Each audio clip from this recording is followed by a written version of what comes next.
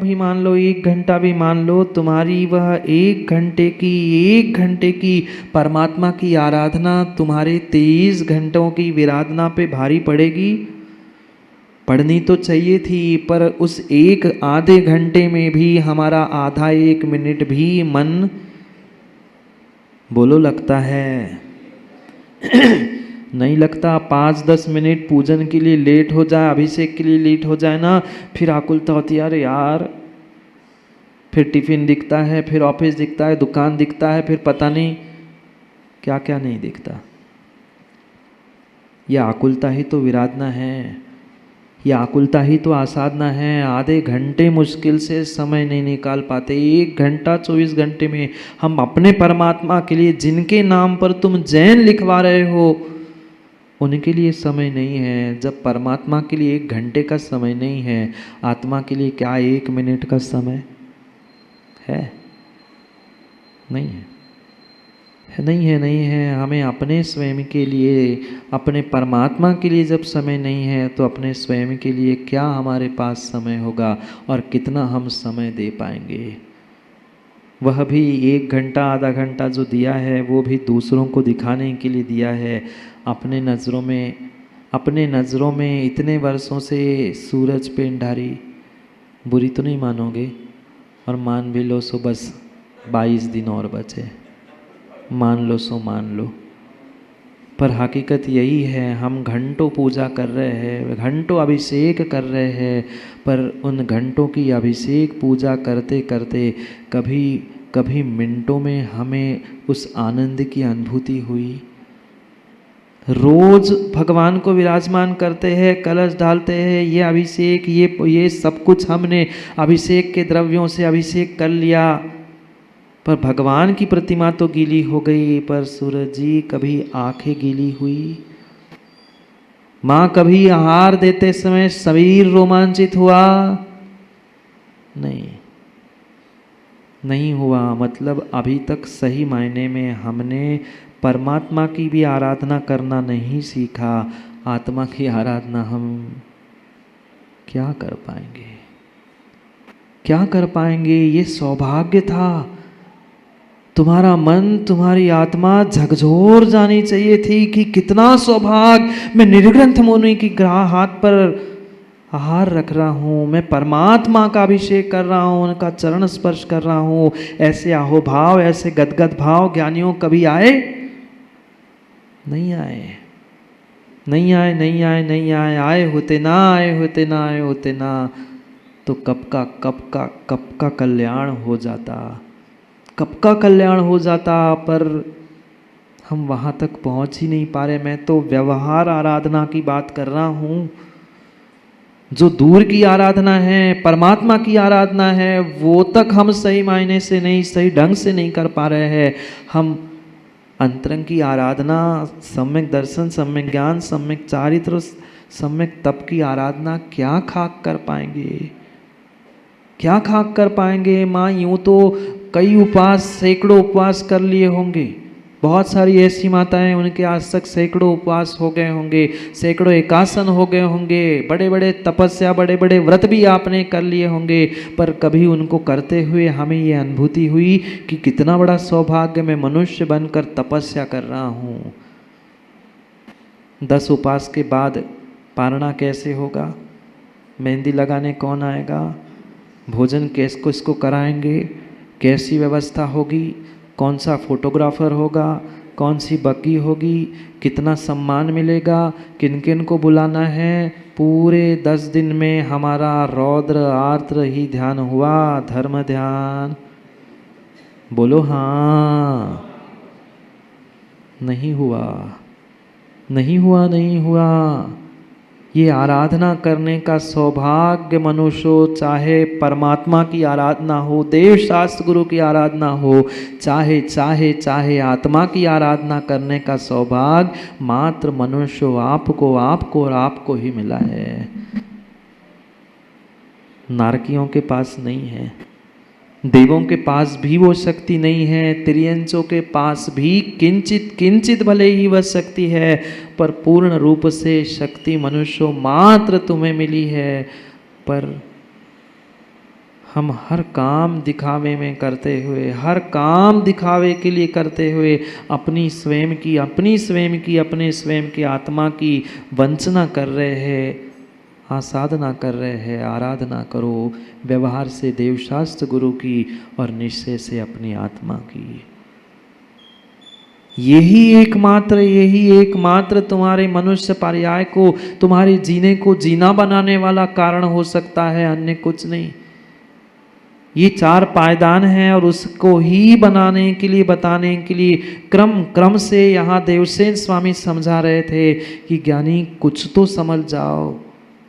ये मनुष्य पर्याय पुनः मिले बिल्कुल भी जरूरी नहीं है क्या संतोष जी पेंडारी? ने आपकी तो बहुत ऊपर तक पहुंच है। अगली पर्याय मनुष्य की मिलेगी, कहीं सेटिंग कर पाओगे? नहीं, कहीं जुगाड़, कहीं सेटिंग अगले मनुष्य पर्याय की होना संभव नहीं है। जुगाड़ और सेटिंग कहीं होगी तो तेरे भीतर ही होगी, तेरे ही भीतर होगी। कोई दूसरा तुम्हें पुनः इंसान, पुनः जैन कुल में जन्म देने वाला नहीं बना सकता सिवाय तुम्हारे। अगर पुनः इंसान बनना चाहते हो, पुनः जैन कुल प्राप्त करना चाहते हो, माँ पुनः एक बार सच्चे देव शास्त्र गुरु को अगले पर्यायों में प्राप्त करना चाहते हो, तो तुम्हें बायफोकल लेंस के माध्यम से निश्चय और व्यवहार से उन दोनों आराधनाओं को जीवन में प्राप्त करना होगा। तो कुछ काम बनेगा, तो अगली पर्याय में मनुष्य बनने की संभावना है। नहीं तो वर्तमान के 24 घंटे में आधा एक घंटा परमात्मा को, आधा एक मिनट भी अपने आप को नहीं, ऐसा समय देने से अगली पर्याय मनुष्य की जैन कुल की मिले। जरूरी नहीं है। अपनी सृष्टि बदलना चाहते हो तो ज्ञानी पहले अपनी दृष्टि बदलने का प्रयास करो, क्योंकि दृष्टि बदले बिना, सोच बदले बिना किसी भी प्रकार से आप अपने जीवन को, अपनी जिंदगी को, अपने देश, अपने घर, अपने समाज, राष्ट्र को बदल नहीं सकते। कितना ही बदलने का प्रयास कर लेना, वो बदलने वाली नहीं है। दोनों दृष्टि मेरे पास है, आराधना की भी और आसाधना की भी, आराधना की भी और विराधना की भी। 23 घंटे आसाधना करेंगे, 23 घंटे विराधना करेंगे, क्या 1 घंटे की मेरी आराधना कार्यकारी हो पाएगी? नहीं होगी। इसका मतलब ये नहीं है कि 24 घंटे आकर भगवान के सामने बैठकर भगवान को परेशान करो। नहीं तो महाराज ने कहा वो ज़्यादा समय देना चाहिए, हम 24 घंटे भगवान और गुरु के पास बैठ गए। नहीं महाराज, आप ही ने कहा था, अब तुम्हारे कमरे में बैठे दिनेश, ऐसा नहीं। हमें मात्र समय नहीं, अपनी समझ पे भी पुरुषार्थ करना है। हम देव शास्त्र गुरु के पास समय भले ही कम दे दे माँ, पर समझ अगर ज़्यादा दे देना तो 1 घंटे में भी काम हो जाएगा। हम समय तो ज़्यादा देना चाहते हैं, पर समय ज़्यादा देने से काम हो ज़रूरी नहीं है। समय भले ही कम हो, पर तुम्हारी समझ उस समय में ज़्यादा है ना, तो वह कम समय भी तुम्हें समझदार बनाकर, इंसान बनाकर, धर्मात्मा बनाकर तुम्हारा बेड़ा पार करने के लिए निमित्त बन सकता है। बेड़ा पार करने के लिए निमित्त बन सकता है। 4 की ही आवश्यकता है। उस निर्वाण लड्डू को, मोक्ष रूपी लड्डू को प्राप्त करना है। चढ़ाते ना लाडू, क्यों चढ़ाते हैं? वह मोक्ष का लाडू मुझे प्राप्त हो, वह शाश्वत सुख प्राप्त हो। कल जिन सिद्धों के बारे में हमने समझा था, वे आदर्श थे, वो दूसरों के लिए आदर्श थे। अब मैं उनके जैसा दूसरों के लिए आदर्श बन जाऊं, यही पुरुषार्थ के उद्देश्य से ये 4 आराधनाएं कही है। जितने भी सिद्ध आज तक हुए हैं, जितने भी अरिहंत आज तक हुए हैं, वे सभी निर्ग्रंथ बनकर इन 4 आराधनाओं को ही प्राप्त करते रहे, जिसके कारण से उनको लड्डू मिला। माँ लड्डू बनाते ना घर में, बोलो ना, अच्छा कि कच्चा? अच्छा लड्डू बनाते, पता नहीं है। क्योंकि समय कम था ना अध्यक्ष जी, तो पता नहीं चल पाया। बहुत सारे कैसे लड्डू बनाने वाले थे, अच्छे कि कच्चे। आपने तो निवेदन किया है, करेंगे विचार, क्योंकि विचार तो करना ही पड़ेगा। पर मैं लड्डू की बात पूछ रहा था। जैसे लड्डू बनाने के लिए मात्र आटे की आवश्यकता, आटे का ही लड्डू बना लो चाहे बेसन का बना लो, उस आटे की या मात्र बेसन की नहीं, साथ में बूरा भी चाहिए, घी भी चाहिए। और घी बूरा ही नहीं, उसको तपाने के लिए अग्नि भी चाहिए। सूखे आटे में डाल लेना घी, डाल देना चाशनी में, नहीं, तीनों कितना ही मिला लेना, आटा, बूरा और घी बना लेना, पर अरविंद जी कसार तो बन जाएगा। लड्डू कसार नहीं जानते? हाँ, बिना सेके तो वो भी नहीं बनेगा। कच्चा आटा फाँक लेना, खा लेना, पर आटा आटा ही है, बूरा बूरा ही है, घी घी है। जब तक इसे तप के अग्नि से तपा नहीं जाता ना, ये चारों साधन नहीं होते, तब तक तुम्हें व्यवहार का लड्डू भी नहीं मिलता, पेट भरने वाला लड्डू भी नहीं मिलता। फिर तुम्हें मोक्ष का लड्डू कैसे मिलेगा, निर्वाण लड्डू कैसे मिलेगा? तुम्हें सम्यक दर्शन, सम्यक ज्ञान, सम्यक चारित्र और सम्यक तप, ये चारों साधन आवश्यक है। आटा, घी, बूरा और अग्नि, जैसे चारों मिलाकर ही लड्डू बनता है, ऐसे ही वह सिद्धों का लड्डू, सिद्ध शिलाकार मोक्ष का लड्डू तुम्हें तभी मिल सकता है जब चारों आराधनाएं तुम्हारे पास होती है।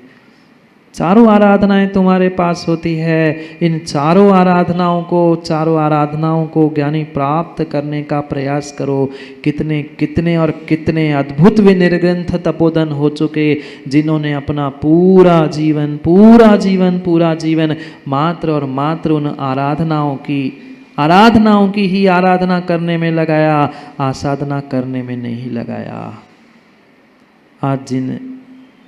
आज जिन महानिमित्त ज्ञानी आचार्य भगवंत विमल सागर जी के उस 111वीं जन्म जयंती को पूरा देश तारीख से मना रहा है, वे अद्भुत तपस्वी थे। अद्भुत एक उनकी आराधना और एक घटनाक्रम उनका समझा जाए ना, तो सुबह से शाम कब निकल जाए पता ना चल जाए। वे जिस सम्यक दर्शन से वो आराधना प्रारंभ होती है, क्या अटूट श्रद्धा उनको सच्चे देव शास्त्र गुरु और एक नमोकार मंत्र भी थी।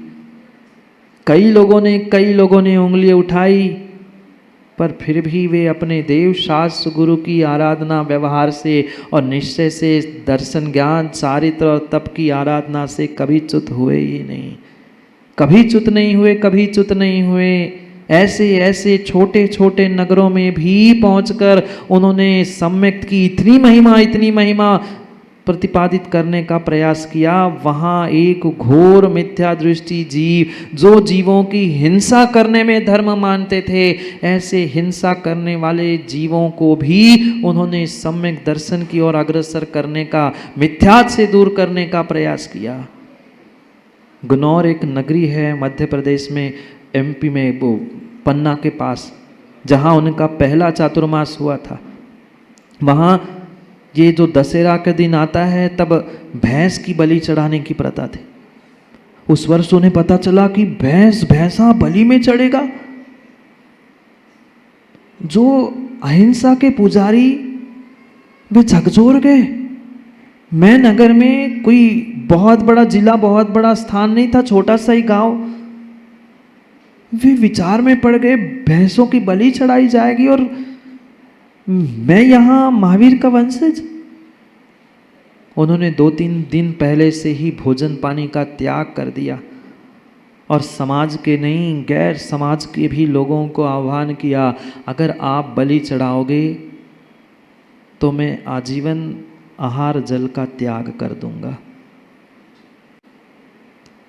जिन्होंने बाप दादा से पीढ़ी दर पीढ़ी भैंसों की बलि चढ़ाई होगी, वे मानने वाले थे। उनको क्या फर्क पड़ता है, मुनिराज उपास रहे, भूखे रहे। पर कितना दृढ़ उनका सम्यक दर्शन था। कि लोग उन्हें समझाने आए, पर एक दिन, 2 दिन, तीसरे दिन भी उपवास हो गया। अब नगर में साधु है और साधु का उपवास हो, नगरवासी रहे नहीं गए, क्योंकि लगभग चातुर्मास के 2-3 महीने निकलते हैं, धर्म प्रभावना समझ में आती है, लोगों के भाव भावनाएं बदलती है। वहाँ भी बहुत का मौसम बदला था, माहौल बदला था। 2 उपवास, 3 उपवास, तीसरे उपवास पे फिर समाज से रहा नहीं गया, साधु उपासा रहे, भूखा रहे, कैसे संभव। जो वहाँ का मुखिया था, नगर का मुखिया था, उस मुखिया को बुलाया गया और मुखिया के जैसे ही आचार्य विमल सागर जी के सामने बिठाला गया, हकीकत बताई, बात तो उन्हें वैसे ही पता थी, पर जैसे ही सामने बिठाया गया, अब इतने बड़े तपस्वी मुनिराज जिनके शरीर से वो ऊर्जा कांति थी, 2-3 उपवास हो गए, फिर तो कहना ही क्या। वो तो हाथ जोड़कर खड़ा मतलब बैठ गया। जैसे ही पता चल गया, पुनः समझा दिया, भाई देखो आप नगर के मुखिया हो, अगर ये बलि की प्रथा आप बंद नहीं करोगे, भैंस की बलि चढ़ाते रहोगे, तो मैं यही प्राण त्याग दूंगा, आहार पानी का मेरा त्याग है। वो जिसकी कई बरसों से, सैकड़ों बरसों से जो परंपरा चल रही थी, वह गुरु जी के सामने दंडवत करता है, लौट जाता है, और वहीं से पूरे नगरवासियों, मुखिया आया तो नगरवासी तो आए ही थे, वहीं से नगर के लिए घोषणा करता है कि कुछ भी हो जाए, कुछ भी हो जाए, आज से नगर में कोई भी दशहरा के दिन भैंसा या भैंसी की बकरी नहीं चढ़ाई जाएगी, बलि नहीं चढ़ाई जाएगी, किसी की बलि नहीं चढ़ाई जाएगी। बहुत सारे लोग कानाफूसी करने वाले तो संसार में बहुत होते हैं, अच्छा हो सो और नहीं हो सो।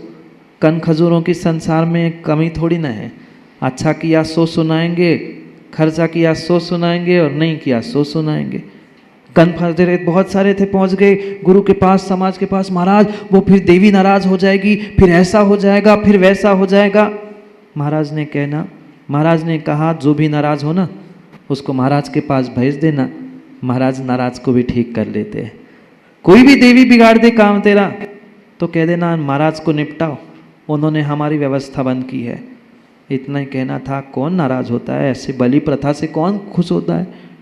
कुछ नहीं हुआ, कुछ नहीं हुआ। इतनी दृढ़ श्रद्धा उनको थी, अपने प्राणों पर भी आई, तो भी उन्होंने ये नहीं विचार किया कि वे तो कसाई है, भैंसों के मारने की जगह मुझे ना मार दे, पर दृढ़ अपने संकल्प में रहते हुए अपने उस सम्यक दर्शन की आराधना से वे कभी च्युत नहीं हुए।